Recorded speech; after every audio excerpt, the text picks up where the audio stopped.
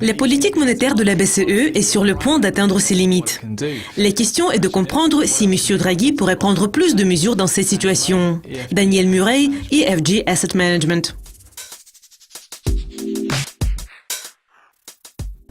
En août, l'inflation des prix à la consommation de la Chine s'est ralentie et a enregistré son rythme le plus faible de cette année, ce qui est une preuve de la stabilisation économique.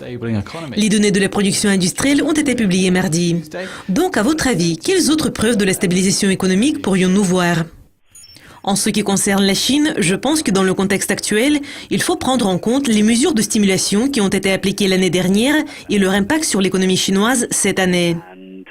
Et il faudra également suivre de près les données économiques de la Chine qui seront publiées à la fin de l'année. Il est à noter que les mesures de stimulation appliquées l'année dernière deviennent moins efficaces, ce qui pourrait probablement affecter les données chinoises au cours du deuxième semestre de cette année. Je ne pense pas qu'il y ait une crise, mais à mon avis, l'absence de nouvelles mesures de stimulation pourrait mener à l'affaiblissement des données du pays. La semaine dernière, la BCE a laissé ses taux d'intérêt au niveau historiquement bas et a donné quelques indices sur ses projets d'avenir. Le président de la BCE, Mario Draghi, va faire un discours dans un avenir proche. Compte tenu d'un grand nombre de données en provenance de la zone euro, qu'est-ce que vous attendez du discours de M. Draghi ? Depuis plusieurs mois, M. Draghi essaie d'expliquer que la politique monétaire de l'Europe est sur le point d'atteindre ses limites. Les taux d'intérêt sont déjà négatifs. La BCE augmente déjà son bilan à un rythme très rapide et projette de continuer à le faire au moins pour les 6 prochains mois. Et la question est de comprendre si M. Draghi pourrait prendre plus de mesures dans cette situation, car ses possibilités sont très limitées.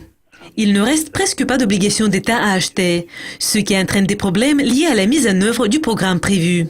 À mon avis, M. Draghi essaie de montrer que l'économie européenne a besoin d'un plus grand soutien en termes de mesures de relance budgétaire et en termes de changements structurels.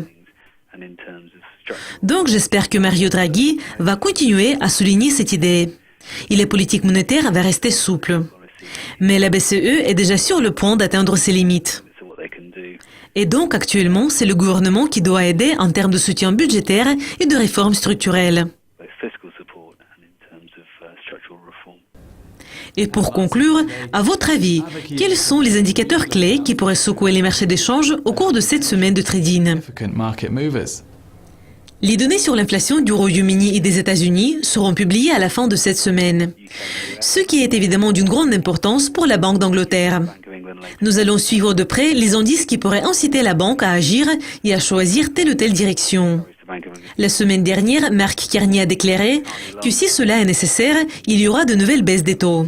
Donc, toutes les autres données en provenance du Royaume-Uni vont nous fournir des indices supplémentaires sur l'état de l'économie britannique après le référendum. Je pense que les marchés vont également faire attention aux déclarations des responsables de la Fed avant la réunion du FOMC qui aura lieu la semaine prochaine.